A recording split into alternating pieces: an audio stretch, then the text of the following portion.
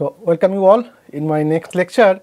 So, in this lecture I will talk about, like as I said earlier, that my plan is to talk about the notion of partial derivative, directional derivatives, tangent plane, normal line or total derivative, and then chain rule will come. In other words, I am trying to give a meaning of the differentiability of a map from Rn to Rm. So, in my last lecture I talked about the notion of differentiability for vector valued map with real variable. That means you have a functions f from R to Rn. So, for those functions, what is the notion of differentiability that I have discussed, along with some of the applications I discussed. So, today I will maybe discuss little bit more applications, and then I will start investigating the other sort of functions like real valued functions of vector variable. What is the notion of differentiability, and then we will see corresponding applications if there are any, and then further for a notions of differentiability of functions from Rn to Rm. So, that is the plan. Okay. So, as I said, so I already introduced the notion of differentiability of vector valued functions of real variable, and then I was talking about the possible applications of these notions. So, and then in my last lecture I talked about the notion of curve, closed curve, simple curve, smooth curve, and you know, if you have a curve, then it will have a parameterizations, and that parameterizations you can think about, it's a map from R to Rn if I am talking about the curve, and then the corresponding applications I am talking about. So, I think these things I have discussed, like what is the length of piecewise smooth curve. Piecewise smooth curve or smooth curve I have discussed. Smooth curve means of course that your parameterizations gamma should be differentiable, gamma prime t exists and it should be non-zero, gamma prime t is non-zero. Piecewise smooth curve means it is actually smooth curve, but you can just break that finitely many pieces and each of the pieces smooth. So, once I have piecewise smooth or smooth curve, then there is a notion of length of the curve, and that you can define it because now I have the notions of differentiability of vector valued functions of real variable. So, that definitions I have discussed in my last class. Let C be a piecewise smooth curve. Suppose gamma t is the parameterizations, then the length of the curve C from the point gamma A to gamma B, because gamma is a map from closed interval AB subset of R to Rn or wherever are you, whether you are in Rn, R2 or R3. So, therefore, if gamma of A, so that means if gamma is the parameterization of the curve C, then length of the curve C from the point gamma A to gamma B, gamma is the evaluation of gamma at the point A and gamma B is the evaluation of the point B or the end point, right end point. So, that has a formula, and that I will say that. So, what you do, since it is a smooth curve, so gamma prime t exists. So, what you do, since gamma prime t is an element in Rn, because if I am talking about the curve in Rn, you find gamma prime t, take the norm and integrate it. So, this is the formula, that is how we can calculate the length of the curve C with the parameterization gamma is given and the length of the curve C from the point gamma A to gamma B. So, very easy example you can see. So, for example, take a curve gamma, which suppose this is my parameterizations cosine t comma sin t t, t running from 0 to 2 pi, then what you have to do, it is a smooth curve, you can see, because each of the component cosine, sine and t, these are differentiable, so derivative exists, and of course if you check, the derivative is non-zero. So, what is the derivative? Derivative, as I said, is derivative nothing but the component wise derivative. So, that means first component derivative is minus sine t, then cosine t, then it is 1, then you just calculate the norm, you just do some little trigonometry, you will end up with that. This should be exactly square root of 2 for all t belongs to 0 to 2 pi, and you just integrate it and it will end up with this is the, so this is the length of the curve. So, very simple. So, then as an applications of the notion of derivative of vector valued functions of real variable, this is one of the possible applications to find the length of a piecewise smooth curve or smooth curve.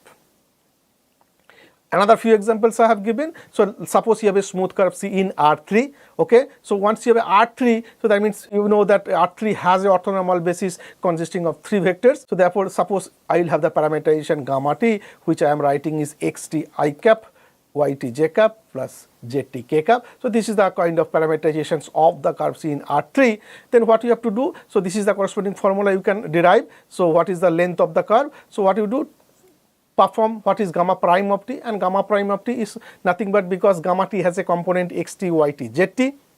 In my earlier discussion, I said that gamma prime t is nothing but the component-wise derivative, x prime t, y prime t, z prime t. You calculate the norm, this is the Euclidean norm, and what is the length? Length you just integrate it, that is. So that is the formula of the length of the curve. C if gamma t is the parameterizations for the interval t belongs to closed interval a to b. Similarly, if I have a curve C in R2, again it will have a parameterizations xt I cap plus yt j cap, because R2 we know it will have a orthonormal basis consisting of two vectors I cap and j cap. So now we calculate gamma prime t as earlier at x prime t I cap plus y prime t j cap, calculate norm, and of course I think that little down, so it should be integration a to b square root of x prime t whole square plus y prime t whole square dt. This is the length. So this is the formula. So that means if I have a curve C in R2 or R3, and if I know the parameterizations, then I can easily calculate the length of the curve. Okay, so now once I have the kind of I know the how to calculate the length of the curve, then automatically in that curve I can give a parameterizations that is called arc length parameterizations. So that means if I have a curve, it will have a natural parameterization, that's okay. But since now I know how to calculate the length of the curve, if the curve given a parameterizations, so that means I know how to calculate the length. Once I have that concept, then a curve with a given parameterization is given, that's fine. But on top of that, I should say I can have another parameterization that is called arc length parameterizations. So how to do that? So there are a picture I have given. So suppose this is my curve. So these are the process. So what I said is that select an arbitrary point p t naught, say p of t naught. Suppose p is the parameterization is given of this curve.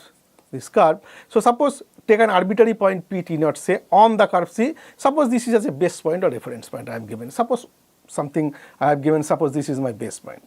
So suppose this is a base point. Okay.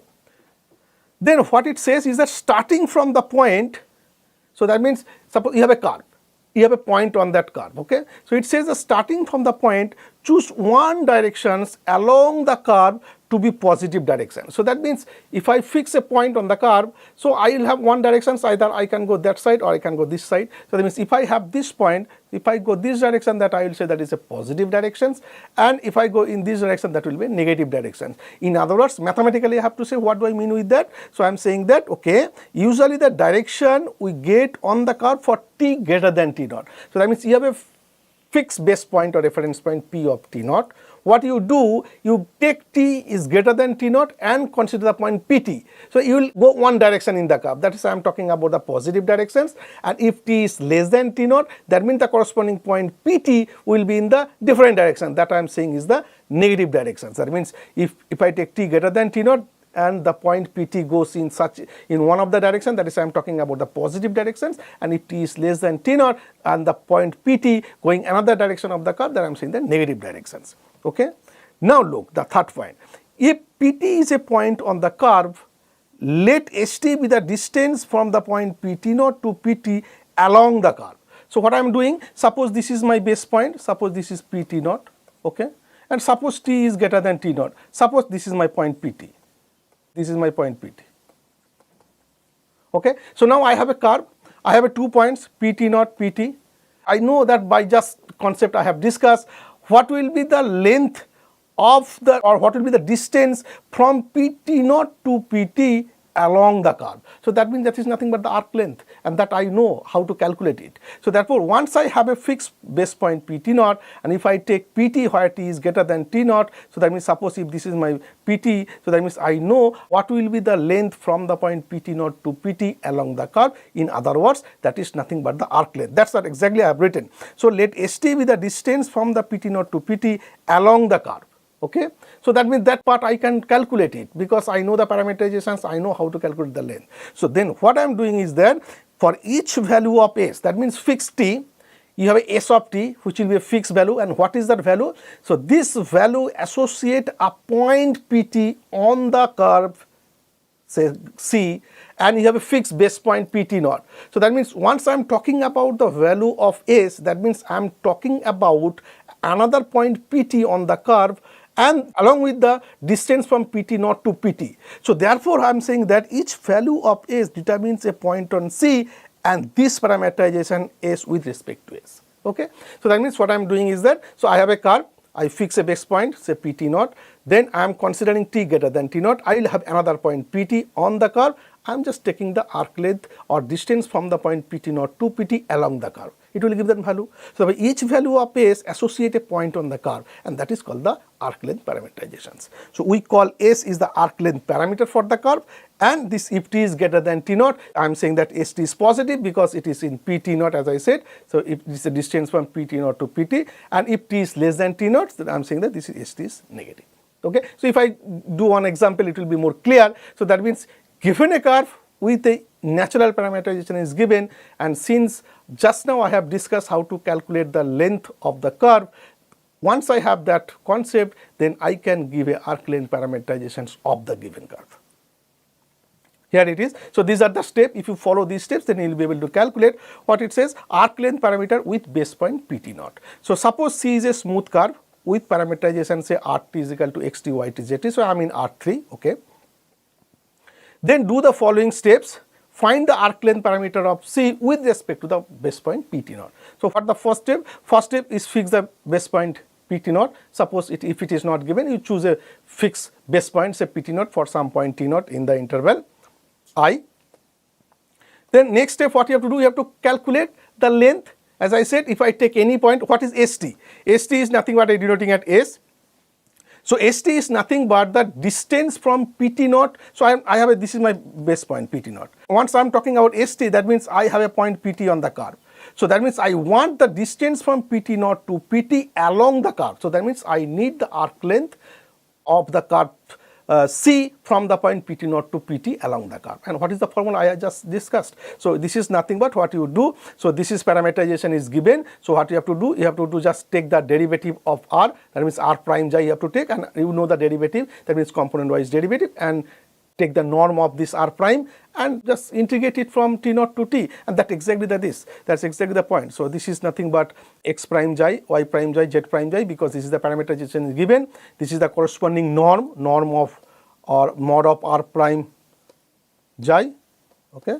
So that is this is, so I could say the norm. Okay, and this is exactly the formula, right, because parameterization is given, and you just integrate from t naught to t. So and that will give you the length S, arc length.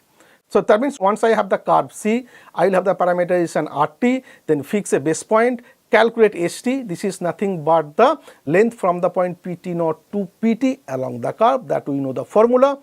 Step 3 is that you just express so t in terms of S, so you will have a value S in terms of t. If you calculate it in the right hand side, you see t naught is fixed, so it will be vary on t. So you just change it, express t in terms of S, and then what you have to do, you substitute the value of t in Rt, then we will have the parameterizations of the curve S as an arc length parameterizations.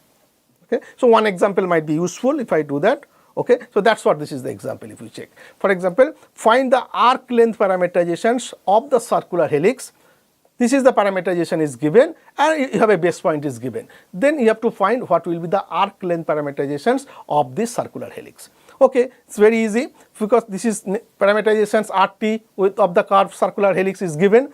So once we have Rt, so you can easily guess what are the components. So first component is cosine t, second is sine t, third is t. Okay, then you can easily calculate the derivative. R prime t is the component wise derivative, minus sine t I cap plus cosine t j cap plus t means if the derivative is 1, that means k cap. So then you have to calculate the length S, and you know the formula. What you have to do, since r prime t or r prime j is there, you just calculate the norm of r prime j or mod of whatever it is.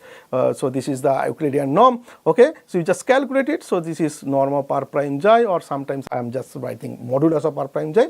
Okay, r prime j is given, so it is, if you calculate it, it is nothing but square root of t, and you have to just calculate from 0 to t, because I am giving the base point where r of 0. Okay, it is a 1 0 0, so this is the base point, so that means t is value is 0.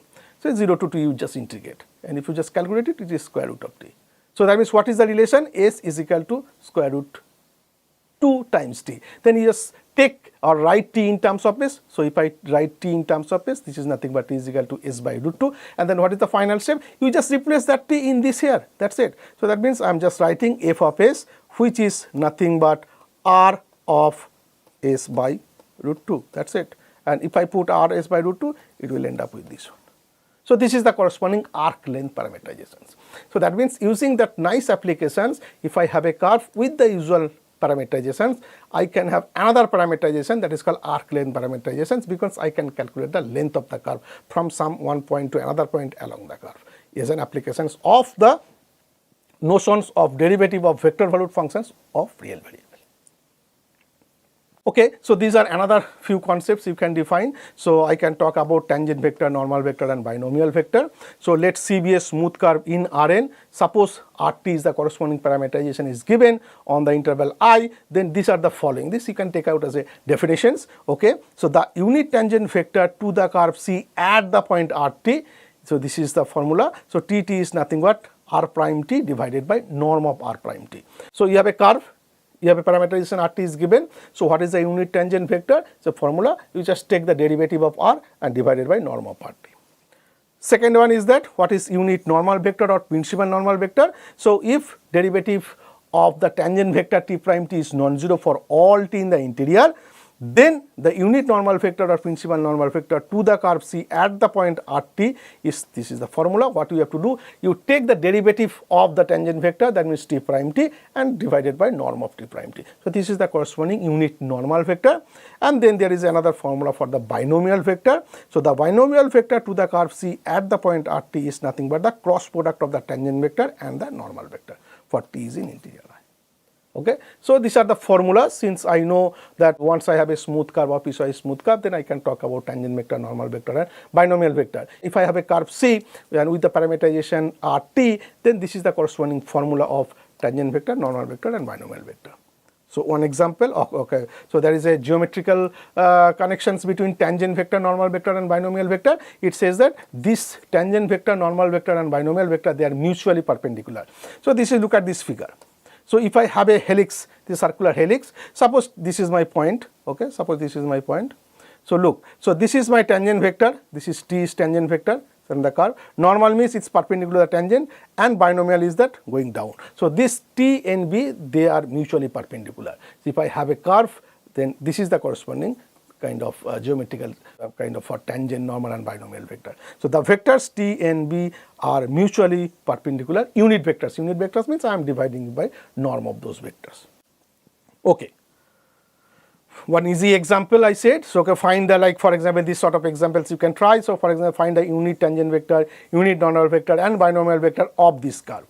Okay, since the curve is given with the parameterization R, you just use the formula. Once you have the parameterization R, you can easily calculate R prime t, component wise derivative. You can calculate the norm in the Euclidean norm. Then you will have the Tt, which is R prime t divided by norm of R prime t, which is this vector.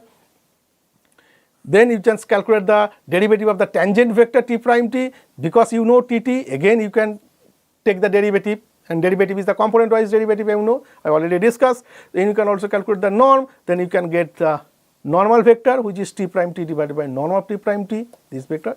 And finally you have the binomial vector, which is the cross product of tangent vector and the normal vector. So these are very easy examples. You can, once you have the formula and if you have the curve with the parameterization, so you will be able to calculate it very easily.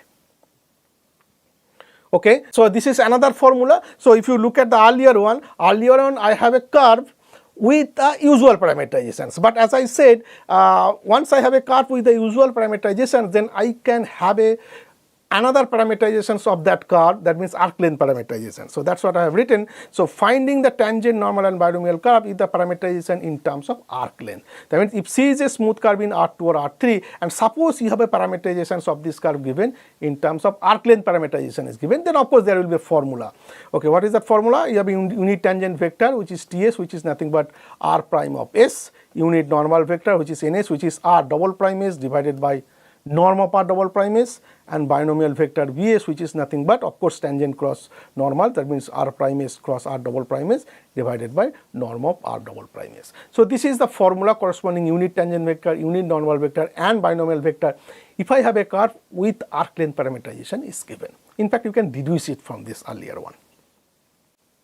Okay, so now once we have a curve or say smooth curve, then I can talk about the concept called curvature. What is that? I have written it, a measure of how sharply the curve bends. So that's called the, if you measure those kind of things, that how sharply the curve bends, then this is called the curvature. Of course, I need a mathematical definitions for that. What it says, suppose that a curve C is parameterized in terms of the arc length, because I know how to parameterize a curve in terms of arc length parameterization. So suppose C is given with usual parameterizations, I know how to get the arc length parameterization. So suppose you have a curve C with arc length parameterizations, then there is a notion of, or there is a formula for the curvature. So what I am saying is that let T denote the unit tangent vector to C, and that I know that what is the unit tangent vector. If you go back, so there is a formula for unit tangent vector. Yes, so r prime t divided by norm of r prime t, r is the parameterizations, or this is r prime s if I have a what is called arc length parameterization is given. Okay, so that's, so look, so the sharpness of the bend of C, the sharpness of the bend of C is closely related to dTds, that means derivative of the tangent vector with respect to s variable, that means the arc length variable, which is, again I am writing, which is the rate of change of t with respect to s, and that is nothing but the derivative of t with respect to s. So look at the pictures I have clearly drawn here. It says that if C is a straight line, that means there is no bend, it is straight line. So suppose this is my straight line, look at this picture, then the direction of t remains constant. So that means there is no change of the directions, that means it is constant, and hence the curvature becomes 0, because there is no bend, it is straight, so this curvature is 0. So for example, this one, if C bends slightly, suppose I have a curve which bends slightly, look at this curve, very slight changes, then I say that then t, that means the tangent vector, undergoes a gradual change of the direction, means the small changes, that means if I have tangent like that, so very small changes. And if C bends sharply, that means if it has kind of very sharp, like look at this picture, okay, then T undergoes a rapid change of directions. For example, direction of this and direction of this is completely different. So, and that's how the curvatures, if I measure it, and that's how called the curvature. Of course, there is a formula for that. So this is the formula, curvature of a smooth curve. It says that, this is the definition, if I have a smooth curve in R2 or R3, and suppose this is parameterized by arc length Rs, then the curvature of C at the point Rs, which I denoted as kappa, this is called Greek letter, this is very standard notation, and which is denoted by Ks. And what is the formula? So you just have to take the derivative of the tangent t with respect to x and the norm, which is nothing but norm of r double prime s. So this is the formula. Another theorem you have, suppose C is a smooth curve R2 and R3 with the parametric equation RT, it is RT means the usual parameterizations, not the arc length parameterizations, okay, such that the derivative of our double derivative exists at all interior points, then the curvature Kt of the curve C at the point RT is given by this sort of formula. So that means this is kappa of t is norm of t prime t divided by norm of r prime t, or norm of r prime t cross product of r prime t and r double prime t divided by norm of r prime t q. So these are the formula. So this one formula and this is the second formula. So if I have a curve, suppose its arc length parameterization is given, this is the corresponding formula of the curvature, and if I have a curve with the usual parameterization is given, then this is the corresponding formula for the curvature. So that means if I given a curve with some parameterization, so arc length or natural parameterization, then you will be able to calculate the curvature. Oh, I have given an example. So suppose in R2, suppose you have a circle of radius a centered at origin, then of course this is the corresponding parameterization, so you can easily do that. So Rs is equal to a cosine s by a, comma a sin s by a, where s running from 0 to 2 pi a. For this circle, suppose calculate the tangent vector, normal vector, binomial vector, and the curvature. You have the formula, so you just calculate it. So since this is arc length parameterization already given, so what is my Ts? By definition r prime s, which is nothing but the corresponding component wise derivative. You can calculate it, again calculate the r double prime, again the component wise derivative. This is the one. Curvature is nothing but the norm just by the earlier slides, which is 1 by a. Unit normal vector, this is the corresponding formula, r double prime s divided by norm of r double prime s, this is the one, and binomial vector. So this is again r prime s or cross product of r prime cross r double prime divided by norm of r double prime, okay, and this is, you can, if you calculate it very easy, you can get k hat. Okay, so these are the formula. So that means if I given a curve C with say arc length parameterizations, then you will be able to calculate because you know the formula for tangent vector, normal vector, binomial vector, and the curvature. Okay, so this is kind of physical significance, I should say. So like for example, motion of a particle. Suppose if RT is the position of a particle moving along a smooth curve, then the particle's velocity vector Vt, this is nothing but the derivative of r with respect to t, that means r prime of t.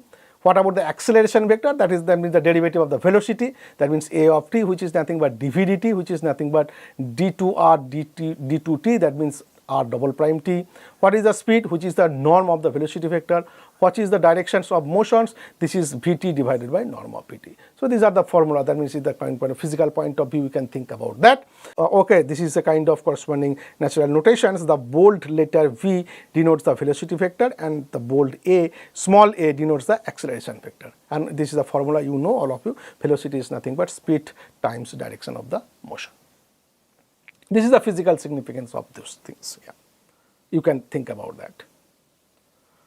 Okay, one example, again very easy example relating to my previous slide. Suppose something is moving, and if I want to calculate the velocity, accelerations, what all kind of stuff. So that's what I've written. The vector RT suppose gives the positions of a moving particle at time t. Suppose at time t I have this position of a particle. So this is my questions. Find the velocity and acceleration of the particle at time t. Find the particle speed and directions when t is equal to, I mean when t is equal to 2, that fixed time, what will be the corresponding particle speed. And so, but you know the formulas, everything. So therefore velocity Vt, which is derivative of r with respect to t, and you know what is the parameterization Rt, then you can easily calculate the derivative because it is the component wise derivative. Acceleration, which is nothing but the r double prime t, take one more derivative of the velocity, you will get it. Speed is that norm of V2, because I am talking about the speed at t is equal to 2. So therefore this is the corresponding formula, trigonometric formula. You can, that means this is a Euclidean norm, you calculate it, this is square root of 5. Direction is V2 divided by norm of V2, so this is the corresponding direction.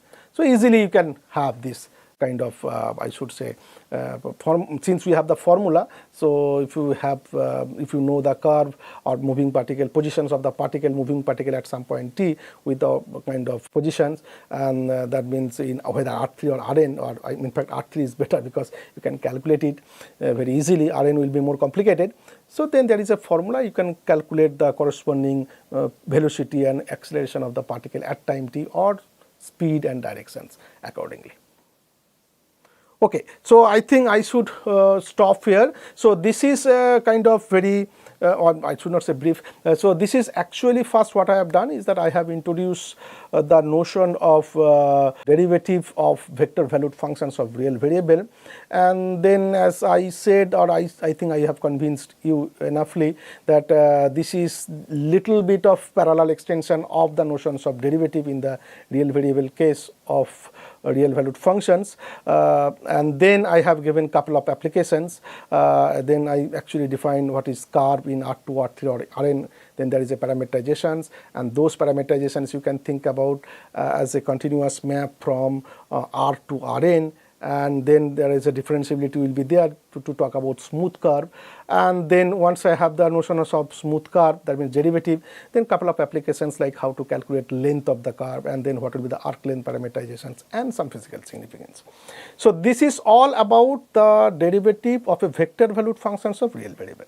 Now my next step is that, as I said in the beginning, that there are three cases here. The first case is almost over. Second case, that means if I have a function, real valued functions of vector variable. Now there you face the real challenge. So that means that like the earlier one, you can easily extend the notion of derivative from the real case. Here you cannot. Okay, here you need something kind of non-trivial to have the notions of derivative. But before that, I will just bring it down to some like R level, and I will talk about some derivative, and that actually one can say this is nothing but the partial derivative or direction derivative. Once I have the notion of partial and direction derivative, then I will talk about the total derivative. So that's maybe I think I will talk about in my next lecture. Thank you.